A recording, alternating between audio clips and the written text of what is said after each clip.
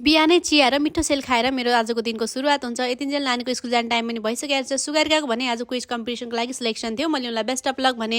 यता अङ्कल पनि सँगसँगै अफिस जाँदै हुनुहुन्थ्यो, त्यसैले आन्टीले अङ्कललाई पनि आज रेडी गरेर पठाउनु भयो। यता बाहिर हेरेको त बाबुको विचार आँखा छोपेर एक्लै बसिरहेको रहेछन्।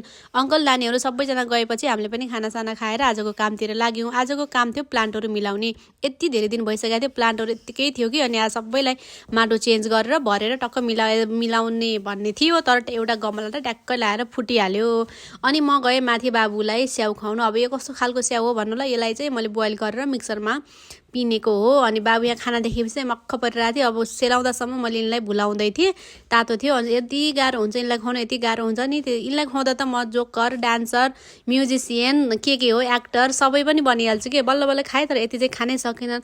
एक कटोरा स्याउ खाएपछि उनको इनर्जी हेर्नु न, यस्तो इनर्जी देखिरहेको थियो। यतिकैमा आज सुगारिका पनि स्कुलबाट आइन्। के पो सानो तिमीले भयो त भनेर सोधेको। नाइ दिदी म भएन नि, कति गाह्रो गाह्रो क्वेसन सोध्नु भयो, मैले पढेको त एउटा पनि सोध्नु भएन भनेर भन्दै थिइन्। ल ठिकै छ, केही छैन, अब अर्कोचोटि चाहिँ धेरै मेहनत गर्नुपर्छ है भनेर भन्दै थिएँ। अब दिनभरि भाइदेखि टाढा भएको, आउने बित्तिकै भाइलाई यसरी माया गर्न थालिन्। अनि सानी खै त भनेको त सानी चाहिँ मम्मीलाई अँगालो हालेर रुँदै रहेछिन्। ओहो मेरो सानोलाई के भयो भनेको त बाबाले मलाई कलरै किनिदिनु भएन नि भनेर रुँदै थिइन्। बल्ल बल्ल फकाएर यसरी दुध चोको खुवाएँ। आजको लागि यति नै, बाई बाई।